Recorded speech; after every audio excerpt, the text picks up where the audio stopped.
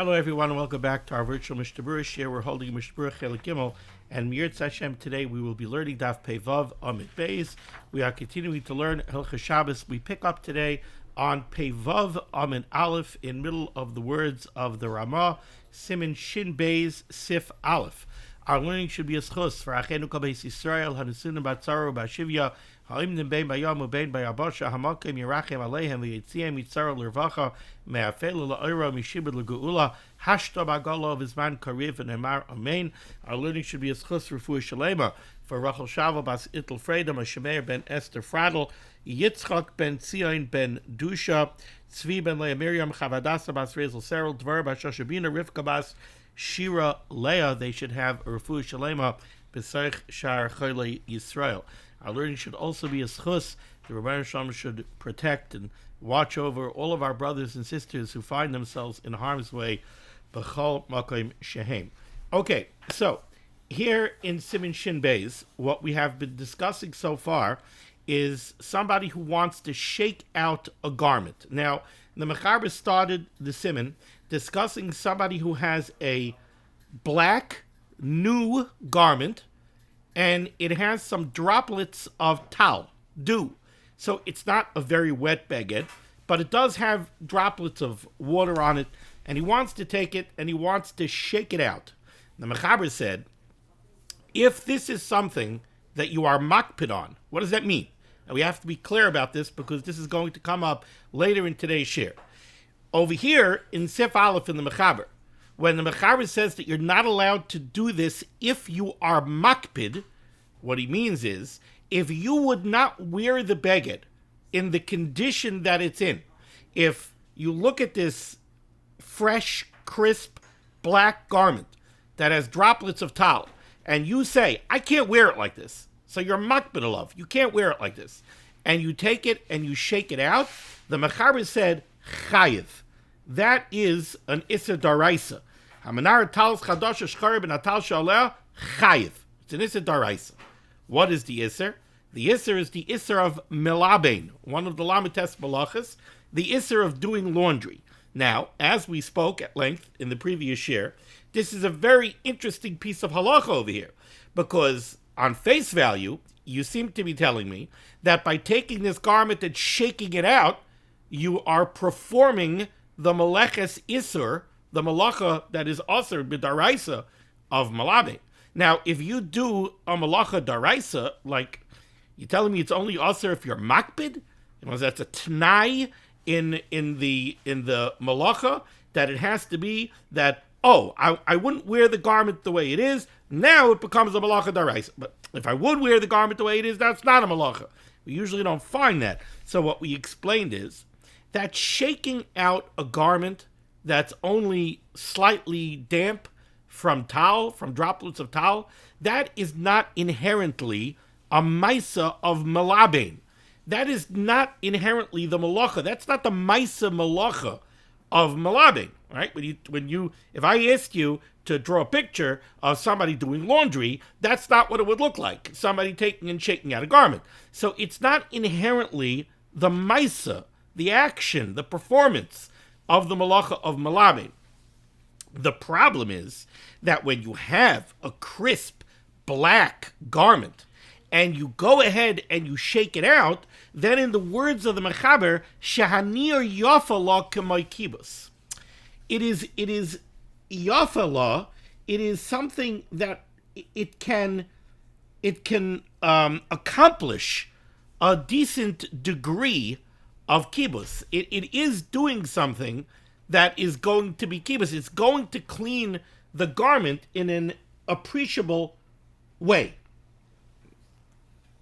Now, therefore, if you're makpid on it, if you look at this garment and you say, I wouldn't wear this garment the way it is, instead I want to shake it out and I want to make this appreciable improvement in the garment, then that is going to elevate this, even though this is really not inherently a maisa of malabein, but the combination of the fact that you're dealing with a black, fresh, crisp garment so that the niur is going to be effective, when you combine that with the fact that also in your mind, you wouldn't be willing to wear it in its present state, so you very much want this improvement, and you're doing this Maisa in order to make that appreciable improvement, that elevates this action, which really is not an action of Malabain, it elevates it to an action of Malabain,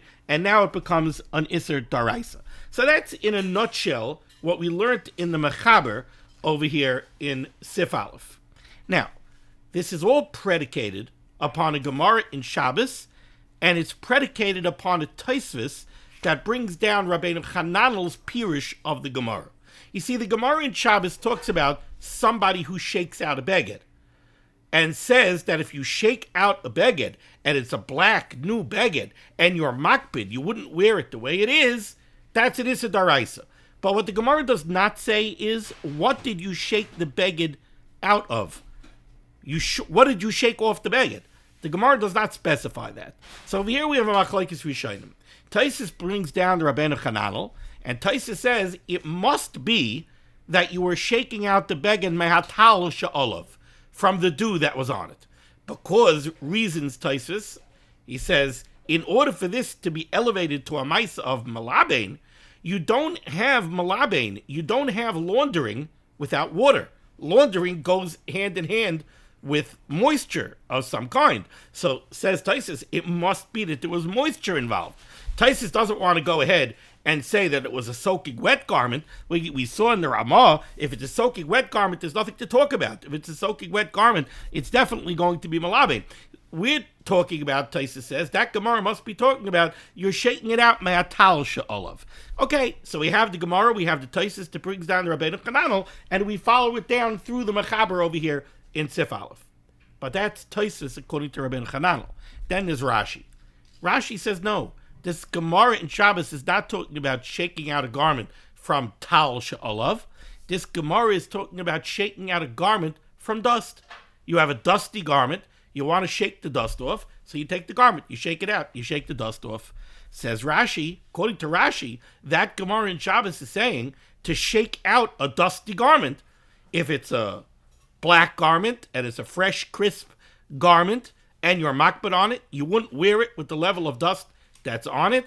Says Rashi, the Gemara says, if you shake that out, that's Malabain. There's no water. Okay, fine. Maybe according to Rashi, you don't need water. But according to Rashi, that's what the Gemara means. And that brings us to the Ramah. We started the Ramah already in the previous year, but let's just read from Pei Vav Amud Aleph, near the end of the line. The Ramah says, Yesh Oimrim da'asa l'na'er beged min ha'avak she'olav im makbid olav. There are those that say, aka Rashi, that to shake out a dusty garment, if you're makbid on it, if you won't wear it the way it is, yesh omrim, that's aser. Why? Because it's the Issa Daraisa of Malabain. And continues the Ramah, and he says, V'toiv lachush l'dvarav. And it would be proper, it would be good to be concerned for this shita of Rashi, and to taka not do this on Shabbos, not to shake out a dusty garment. Now, turning back to Pei Vav Amud Aleph, we already did Mishnah Berurah Ois Katan Hay.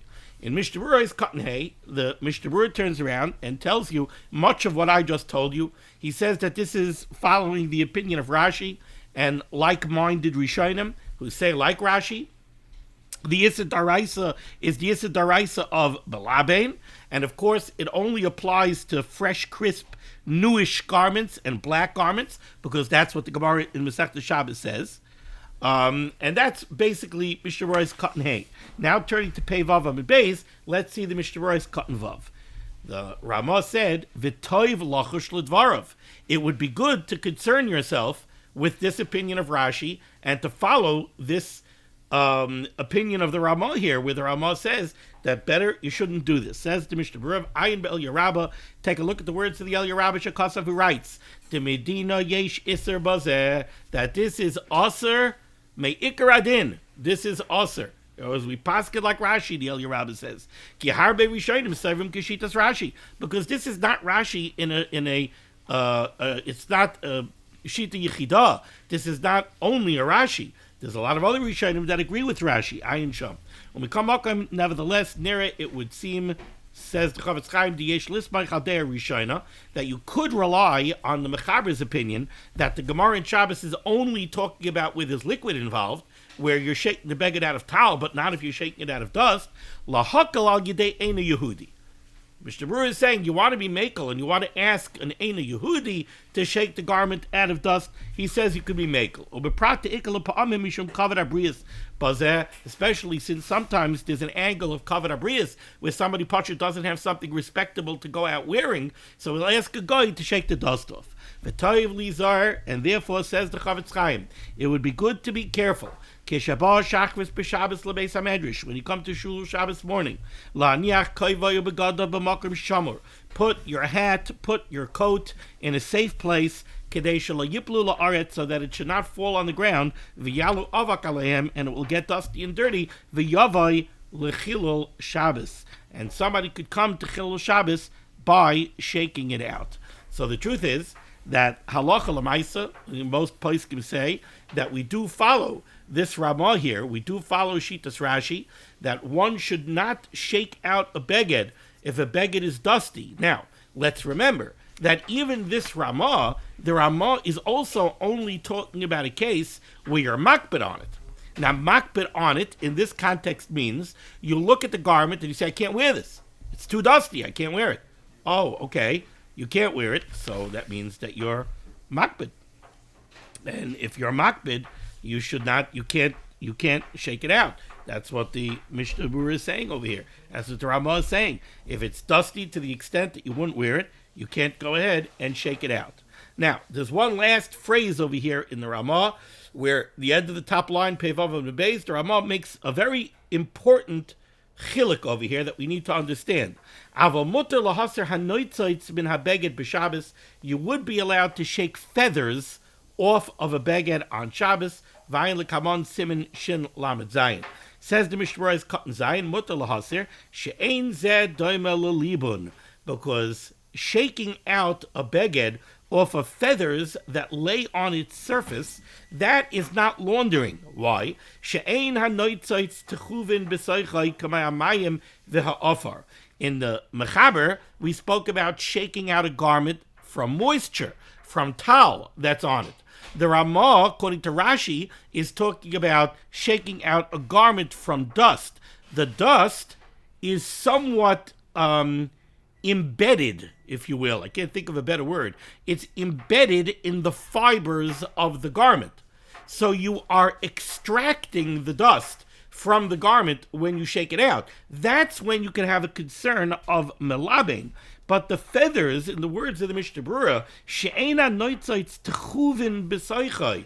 The feathers are not embedded in the fibers of the fabric, kamay hamayim v'ha'ofar, the way the moisture of the towel or the dust of the Ramah is embedded in the fibers of the fabric. Ela oimdin milamala, the feathers just lay upon the surface of the beged, and therefore that is not malabein. V'lachein mutter afilu b'chadash umakbid alav, and therefore this would be mutter not only by a black newish garment, this would be mutter by any garment to take off something off the surface. So what you have over here at the end of the day is, if you have a garment that's dusty, so let's go mikala lakaved. If you have a garment that's dusty, to take your hand and give a light brushing like this, to lightly brush it off, that's okay. Because by doing that, all you're doing is removing surface dust. To remove surface dust that's just laying on the surface of the fabric, that's the halacha over here of the Ramah, and the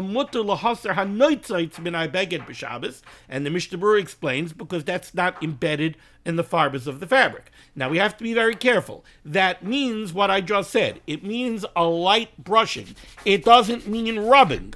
Once you're rubbing, now you're already starting to extract dust that is trapped in the fibers of the fabric. This is very negaya, very often to hats. Somebody has a very nice black hat, right? We're saying the biggest problems over here are by black garments. Also, a hat, even if a hat is old, unless it's a beat-up hat, but a hat is a nice, firm beged. I think a hat might have the problem of new, even when it's older. Now, a very old hat already, there's so much dust on it that maybe brushing doesn't do, not brushing, forget brushing. You can never do brushing. But even to just brush it off with your hands, maybe it doesn't accomplish so much. But very often, by a hat, brushing will accomplish a lot, and it's black, right? That's what most of us nowadays wear black hats.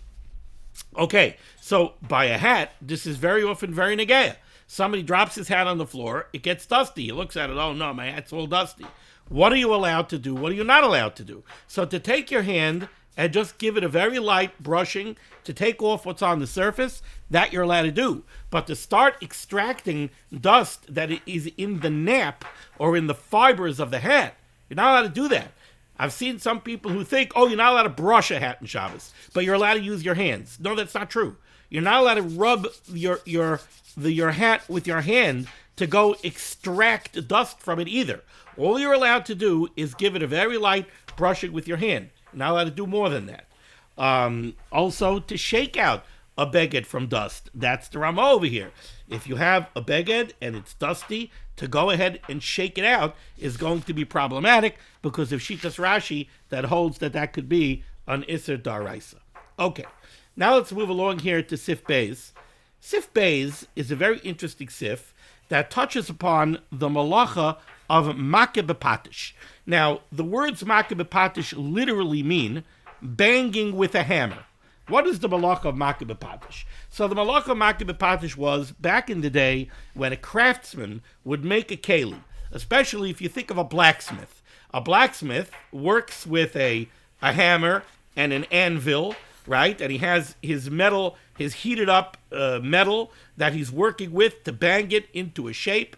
When you wanted to finish the item that you were making, so you're putting something together over here, you're forming a keli, the last touch, the final touch, the completion of the utensil that you were making would be to give it one final blow with the hammer. Rishonim use different phraseology of exactly what this final blow of the hammer did. In some places, Rashi says that the final blow of the hammer was to somehow give it like the final straightening, like to knock it into the final position. In my mind, sometimes you make something even out of wood. Sometimes you go ahead, you put it all together, but it's not perfectly square yet. So you got to go give it a tap and just get it all squared. Now everything is, maybe that's the lashon that we use in English, I got it squared away. What does that mean, you got it squared away? Well, squaring it off was the last touch. I completed it. I squared it away. So that's makeh b'patish. Makeh b'patish is the final blow of the hammer, the final step in completing a keli. Now, makeh b'patish is an Issa Daraisa. And makeh b'patish is one of these very multifaceted malachas.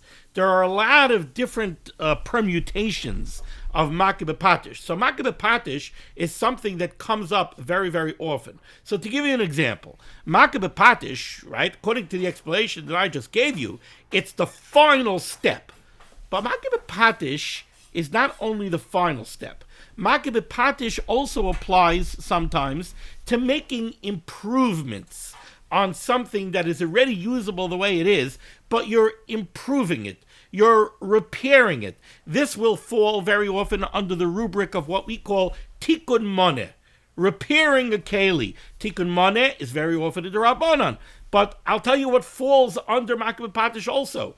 A woman has a sheitel, and the sheitel is like falling a little bit, so she wants to spray hairspray on it. Spraying hairspray on a sheitel is a problem of makeh b'patish. Somebody has a sweater, and the sweater, maybe it has a touch of an off smell, maybe it got a little bit damp or something, and you want to spray Febreze on it, makeh b'patish. So makeh b'patish has a lot of very interesting permutations, and we're going to discuss a couple of those permutations over here in Sif Beis and in Sif Gimel.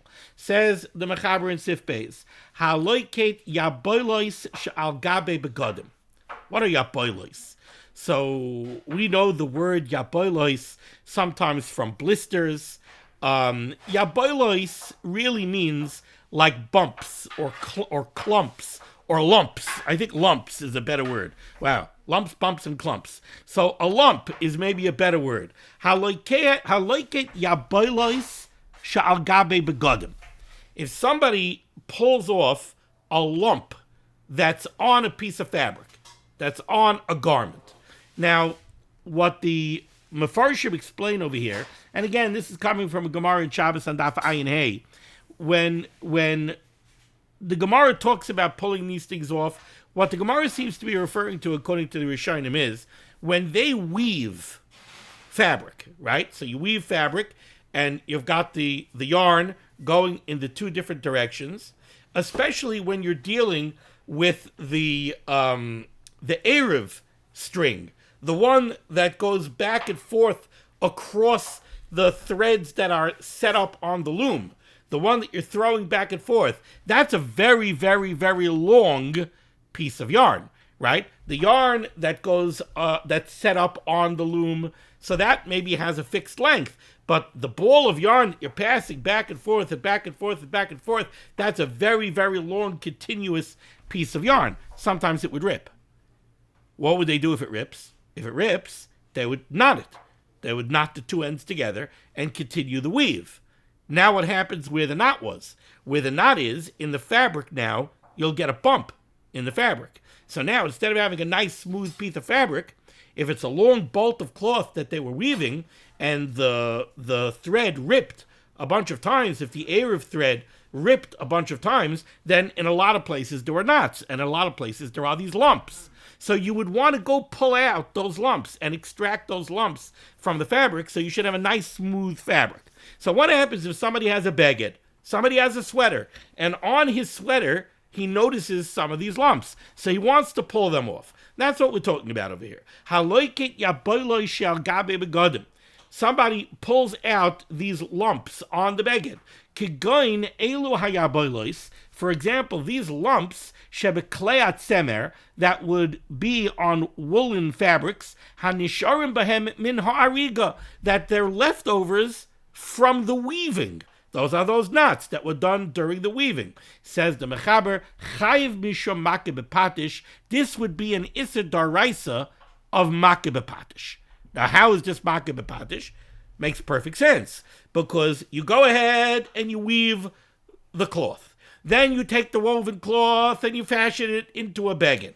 Now, the final quality inspection, right? It goes to quality assurance control, and quality assurance looks at the beged. Beautiful beged. Wow, you guys did a great job. But there are lumps. So final step, before it goes out and gets hung up on the hanger, on the rack, to go be sold to the customer, you're going to pull off those lumps to do the final step in the production of the beged and make a perfect beged.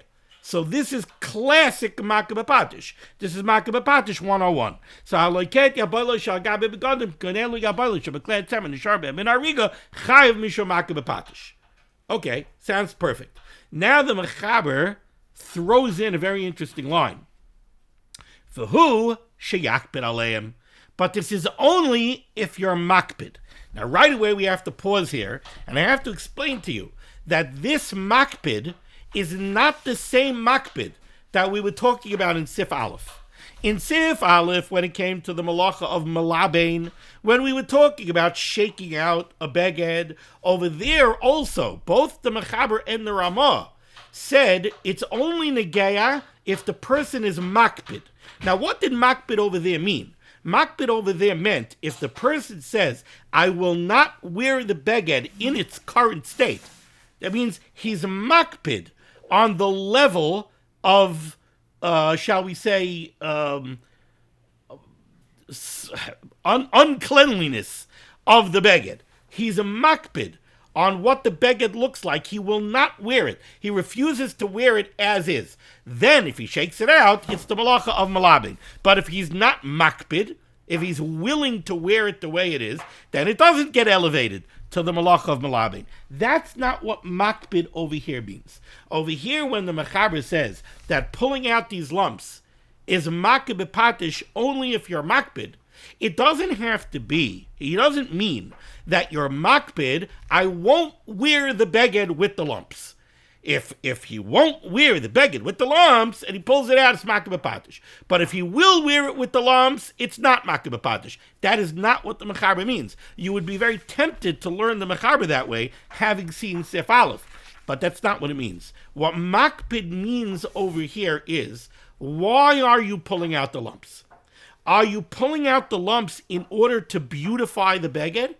If you're pulling out the lumps in order to beautify the beged, so yes, makpid does mean to a certain extent, I'm makpid to do this. I want to be doing this because I want to beautify the beged.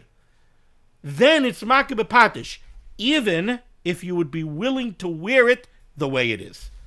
Because the guy looks at the sweater, and he says, yeah, I can wear this sweater. I'll wear the sweater exactly the way it is. Who's going to notice the 3 lumps on the sweater? Nobody but me. So I'm willing to wear it the way it is. On the other hand, I would like to pull them out. Why would I like to pull them out? To beautify the beged. That's called makpid. In this context, that is called makpid. So says the mechaber, when are you chayav for makeh b'patish if you pull out these lumps? V'hu sheyakpid aleim. It's only if you're makpid on them to the extent that when you're pulling them out, you are pulling them out to beautify the beged. I would wear it the way it is, but I'm pulling them out to beautify the beged, then it is makeh b'patish. Aval im heisiram derech esek, but if you pull them out kind of mindlessly, oh look, there's a bump, pull it out. Did I pull it out to beautify the beged? Not really. I don't even feel like I'm really beautifying the beged, but it's an irregularity. There's a bump there, I'll pull it out. Or stam, you're sitting and you're chazering the daf, you're chazering the dirshu, and your hand brushes across the beged, and you feel a bump, and you pull it out. The language of the mechaber is avalim heisirim derech esek. Derech esek means that you're mindless. You're involved in other things. You're misasek. You're busy. Your mind is on other things. Your mind is not on beautifying the sweater. Oh, that's an imperfection. Let me pull it out. No, you're doing it derech esek. Yeah, you felt something. You pulled it out. If it's done that way, putter. Then it is not an issa daraisa of makeh b'patish. Different mefarshim make different diyukim in the word putter over here. The Shulchan Arav definitely says that this is putter aval osir. It would be an issa darabanan of tikkun moneh, but it's definitely not the issa daraisa of makeh b'patish. Okay. So that's the mechaber. Now we have to go into the Mishnah Berurah. But again, let's just a sikum of what the mechaber said over here. Somebody goes out and he pulls these lumps that are left over from the weaving with a natswar in the Erev thread. Somebody goes and pulls them out. That is an issa daraisa of makeh b'patish, but only if he's doing it because he's makpid. What does makpid mean? He's doing it in order to beautify the beged. But if he does it derech esek, if he's misasek, if he's doing it kind of mindlessly without a kivun, he doesn't have a kivun to go ahead and beautify the beged, then it is potter. Says the Mishnah Berurah, Haliket yabelos, lashon yabeles. This lashon of yabeles, which we know from blisters or other bumpy things, shepirusha gavshushis. It means something tangible, like a raised bump. V'hu adin kashin v'kismin dakin shenergu babeged b'li miskavein. This could also apply to little pieces of stubble or little splinters that got woven into the beged during the course of the weaving. Let's remember that the weaving operations that were done back in the day, a lot of times this weaving was done at home. The yarns were a lot less refined and processed than our yarns are now. Let's remember that yarn is a natural item. It's made out of natural fibers. Very often, especially depending on what kind of fibers you're working with, there are splinters left over from chaff, etc., etc. So if you have little splinters or little pieces of stubble that got caught in the beged during the weaving process, b'li miskavein, they weren't intended to be there, dinon kiabeles. Those are also like those knotty bumps in the fabric. If you pull them out, that is makeh b'patish. Kasrak writing right to adin da asal hasar shalol shekerin string vina. Now this is something that we're all familiar with. I mean, maybe take that back. I think a lot of people are familiar with. She'oisen achayotim, the string vina, and I'll tell you what these are in a minute. She'oisen achayotim, that the tailors make betchilas atfira, when they start piecing together a beged, kedei lechaber hachituchim, to put the pieces together. If you ever watched a garment be constructed, right? How do they construct a garment? So when they start putting together, let's say a jacket, right? The sleeves are one piece. The body of the jacket is another piece. The entire jacket may very well be two pieces. There's the left-hand side and the right-hand side. The truth is the jacket is not only two pieces, it's a lot of pieces, because you have the lapel, right? What, you think the lapel is woven onto the beged? It's not woven onto the beged. They made a collar. The collar was a separate piece of the pattern. So they went and cut out the pieces of the fabric, sewed the collar and the lapel, and then that had to be attached to the body of the beged. And then the sleeves have to be attached to the body of the beged. So you start putting together a garment, you've got a whole passel of different pieces, and they have to be stitched together. The first step of this operation, when they go to put the pieces together, is to use basting stitches. Basting stitches are very wide, rough stitches that are just used to fasten the pieces together in their proper place. Once everything is basically fastened together in their proper place, then you put it on the sewing machine and you do the final stitching and you put everything together. What happens after everything is finalized and everything is fully constructed? Now it's time to pull out the basting stitches. Now, you maybe have seen this when you've gone to buy a suit. You go to buy a suit, sometimes there are certain basting stitches or temporary stitches that are still left on the garment. You might have stitches that sew the pockets closed. You might have stitches, some rough stitches, that the vents in the back of the jacket, the vents might be stitched closed. Sometimes the pockets are still closed up with basting stitches. So there are stitches, basting type stitches, temporary stitches, that you may see on the garment even when you buy it retail. But that's what the Mishnah Berurah is talking over here. String vina. You wouldn't be allowed to pull out the basting stitches that the tailors use at the beginning of the sewing, the construction of a garment, the stitches that are just used to hold the pieces together. This might really be an issa daraisa, because again, this is a finishing touch to pull out the basting stitches. So we're dealing here with Makeh B'Patish. Now the Mishnah Berurah, very important Mishnah Berurah Ois Katan Yud. V'hu sheyakpid aleim. But this shaila is only germane when you're makpid. Now I already told you what makpid here means. Let's see the Mishnah Berurah Pirush. What does makpid mean here? Shemesirim b'kavana k'dei liyaplis habeged. Makpid over here means that you're doing this with intent. You're pulling out the lumps, you're taking out the basting stitches with intent to beautify the garment. V'loi kibesasik. You're not doing it just like mindlessly. Avapi shaloi haya nimna milalav shay im loi haya mesiram chayiv. But let's be very clear, says the Mishnah Berurah.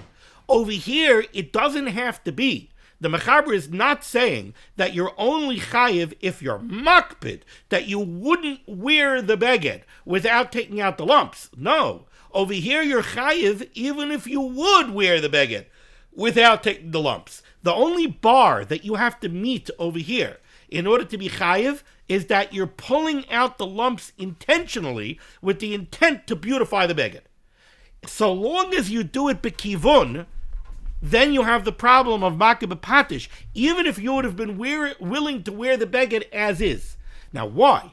Why is Makpid over here in Sif Beis different than Makpid in Sif Aleph? Let's be clear. In Sif Aleph, when we were talking about Malabain, we said you could only be over Malabain Daraisa if you shake out the beged, but because you wouldn't wear the beged as is. But if you would wear the beged as is, then even if you're shaking it out because you want to shake it out, because you want to get the dew out or you want to get the dust out, you're not over malabin because you didn't do it. It doesn't rise to the level of malabin. Since you would have been willing to wear the beged as is, the improvement that you made in the beged doesn't rise to the level of malabin. But that's not what we're saying here in Sif Beis. Here we're saying in Sif Beis, no, even if you would be willing to wear the beged without pulling out the lumps, it's still makeh b'patish. All you need is that you do it b'kivun to beautify the garment. What's the difference between Sif Aleph and Sif Beis? Explains the Mishnah Berurah very concisely. Mishum dahach dahacha have a malacha tfei mehai de Sif Aleph. The answer to this is because of what we learned in Sif Aleph. In Sif Aleph, and I explained this again at the beginning of this year, where we're talking about malabein, what we need to do is we need to elevate an action that is not really an action of laundering, and we have to elevate it to become an action of laundering. The only way we could do that is it has to be effective, so it has to be a black, fresh, crisp garment. So what you're doing is effective, and it also has to be that you're doing it b'kavana, you're doing it because you're makpid. I would not wear it as is. So I really want that improvement. And I'm doing it to get that improvement. So I've got an effective improvement, and I've got my intent, my das. I'm doing it for the improvement of malabin. Then we could elevate this maisa, which is not really a mice of malabein, we could elevate it to be a mice of malabein, and we could say it's an issa daraisa. But that's not the case over here. V'lachein einay poter elabim mishum dahach dahacha have a malachet tfei mehai de Sif Aleph. Over here, what we're doing over here by the makeh b'patish is the mice of makeh b'patish. Over here, when you pull out the lumps from the garment, that is a maisa of makeh b'patish. Shaking out a garment is not a maisa of malabin.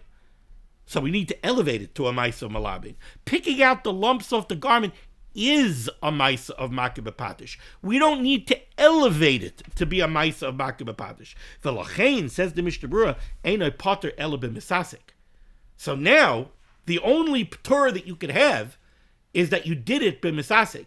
Which means what? You didn't do it with kavanah to beautify the garment. Now, this in itself really needs biur, because what the Mishnah Berurah is saying is like this. Sif Aleph, essentially you didn't do an act of malabin. We could elevate it to being an act of malabin, because it's effective, it's black, it's fresh, it's crisp. You did it with the kavanah, you makpid, you wouldn't wear it the way it was. So okay, we elevate it to malabin. But over here, makeh b'patish, you're pulling out the lumps off the sweater, your mamish doing makeh b'patish. The maisa makeh b'patish. But yet, if you're not makpid, meaning that you do it misasek, it's not usher, or at least it's only an issa d'Rabbanan. Why is it only an issa d'Rabbanan? One of the reasons is, and we're going to discuss this later, when we get into the nitty-gritty of makeh b'patish, it seems that it's a tanai in makeh b'patish, that makeh b'patish can only be makeh b'patish if you're looking to make that improvement. If you're not looking to make any kind of improvement, then it can't be makeh b'patish. So spraying hairspray on a shaitel, right, you're doing it to stiffen the shaitel. So, okay, so it's makeh b'patish.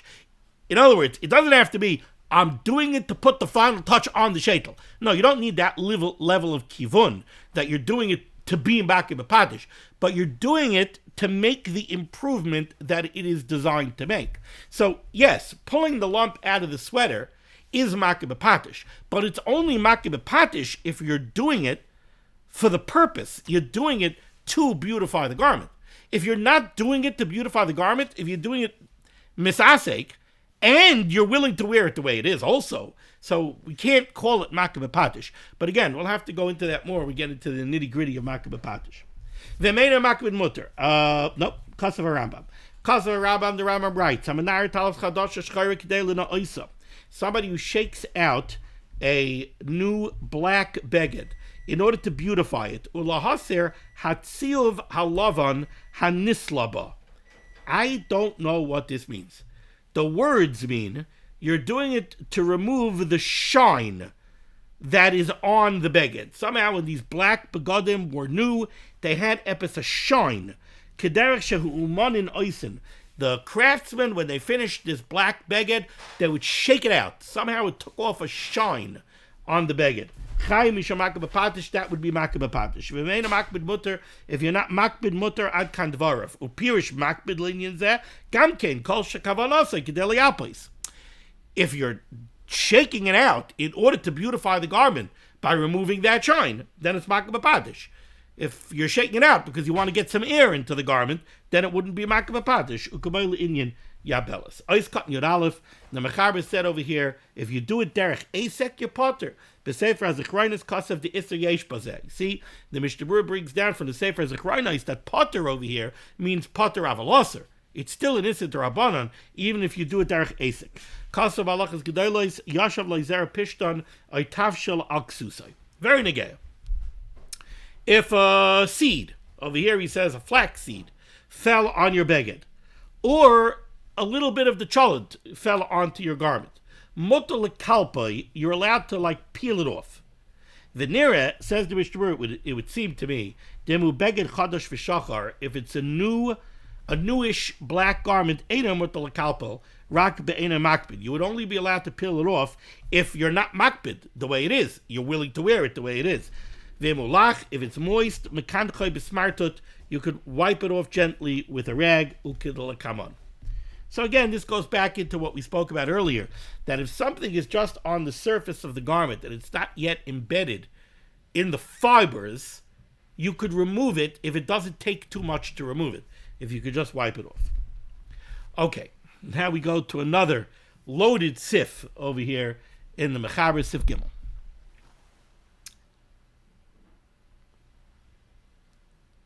So, again, when we speak about makbid patish and we speak about tikkun moneh, anytime we do something that repairs, improves, strengthens a utensil, a garment, we're going to run into issues, for sure, d'Rabbanan, of tikkun moneh.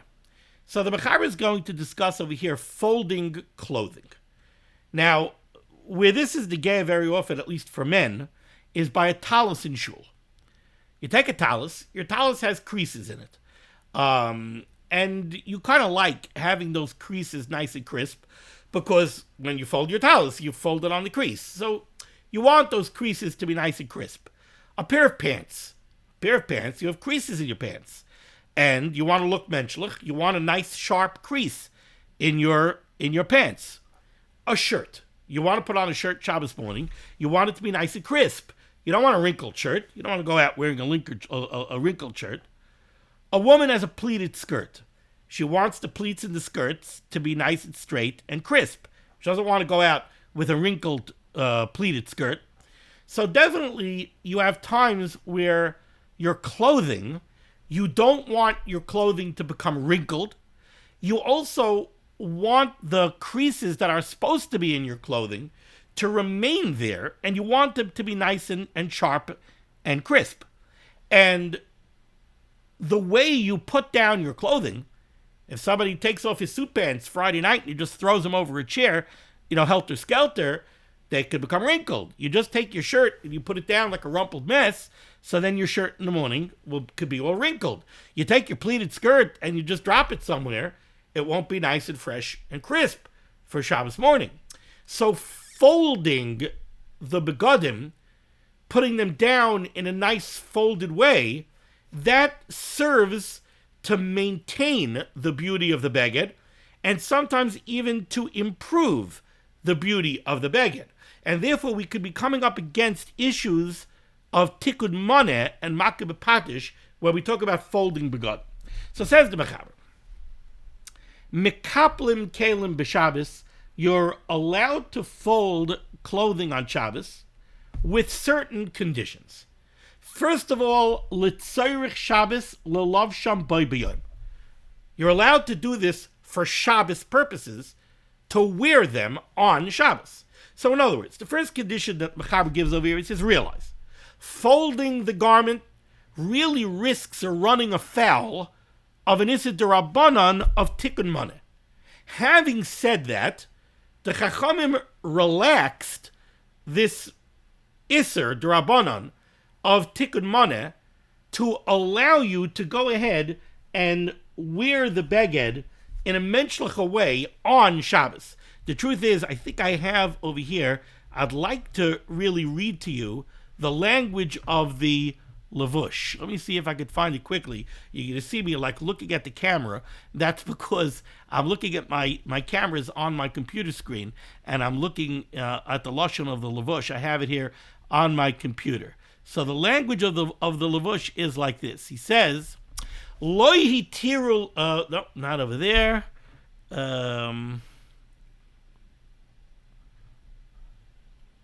Mutter lekapel habegadim kailim levishasam. You're allowed to fold the beged on Shabbos before you wear it, kedei sheyispashtu mikmateha, so that it should be straight from wrinkles. V'yiu muhudarim olav b'shialbishem, and it should look nice on him when he wears it. V'hu shealbishem boy b'yoim. That's if you're going to wear it on Shabbos. Acher shalav sham upashta me'olav. If you wore it, let's say Friday night, you want to take it off Friday night, you want to put it back Shabbos morning, you could fold it up so it should be nice.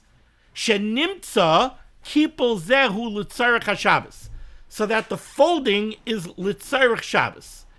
It's not the language that I'm looking for. I'm looking for the language of the Shulchan Aruch Harav. Here it is. Sha'oz hitir eloi mishum kavod haShabbos shelo yelech bebegadim mikumatim. The Chazal were matir this problem of kipul begadim. They were matir this despite the potential issue of tikkun maneh. They were matir this so that you should be able to go out like a mensch on Shabbos. You shouldn't have to wear wrinkled clothing on Shabbos. So again, let's just read from the beginning of the Mechaber over here. Mekaplim kelim b'Shabbos, you could fold up kelim on Shabbos, even though there's this issue of tikkun maneh. Litzarech Shabbos, if you're doing it litzarech Shabbos, l'lav shabbai b'yom, if you're going to wear them on Shabbos. Condition number 1. Condition number 2. V'dafka ba'adam echad.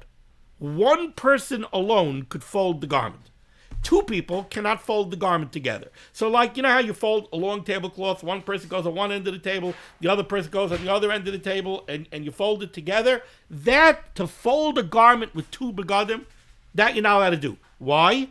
Because that does a more professional job, and that you can't do. That's too much tikkun maneh. That was condition number 2. Condition number 3.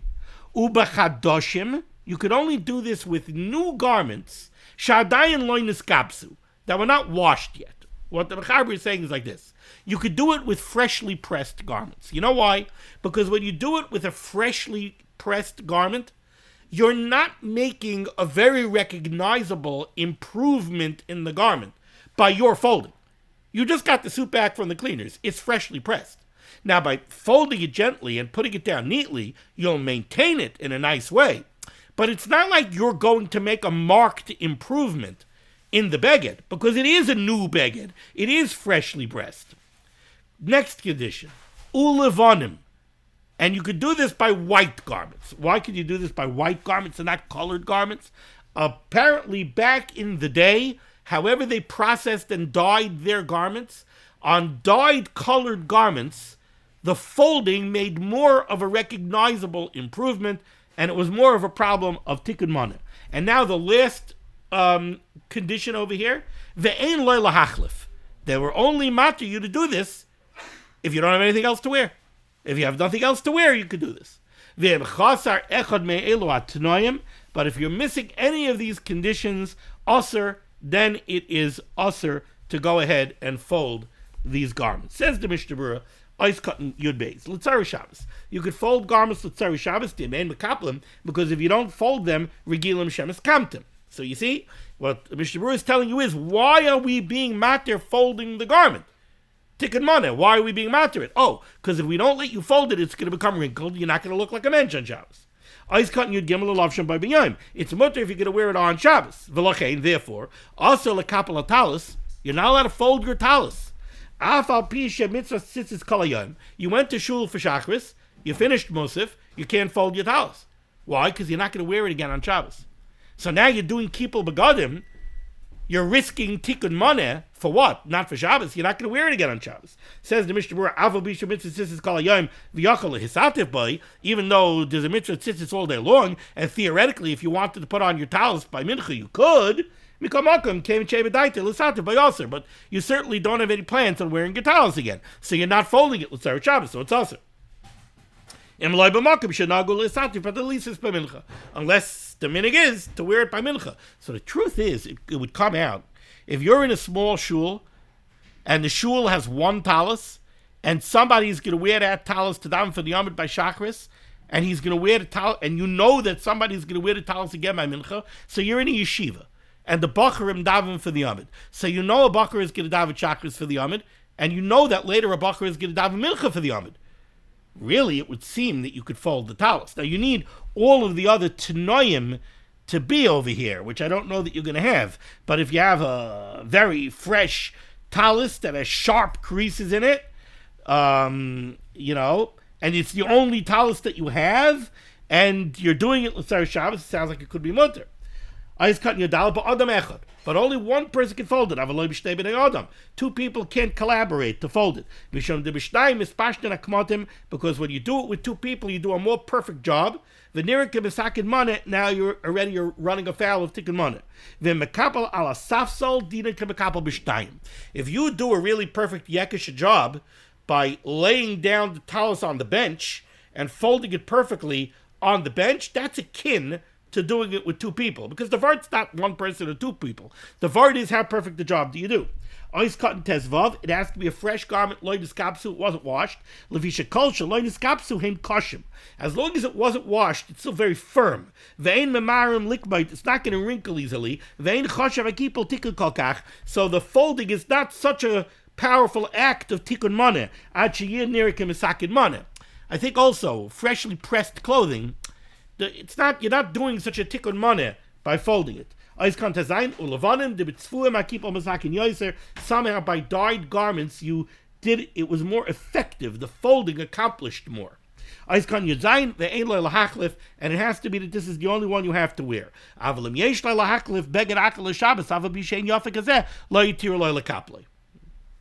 Okay, I'm going to pause over here. I thought we would get further, but we finished the page and it's already overtime, so I'm going to pause over here. Now, many of you might have open questions in your mind about this folding based on the halacha that we just learned. Mirz Hashem, in the next year, we'll try to, like I always say, try to bring it down a little bit closer to home. Where does it come back to us? Thank you so much for joining me for limud HaTorah. The source of limud HaTorah should be Megan against Klal Yisrael. The Rabban Shem should send Yeshua Sefruas Parnas and Sheduchim to those in need. We should be zeichet to see the BS Gal Tzedek. V'mherav Yameinu Amen. Be well.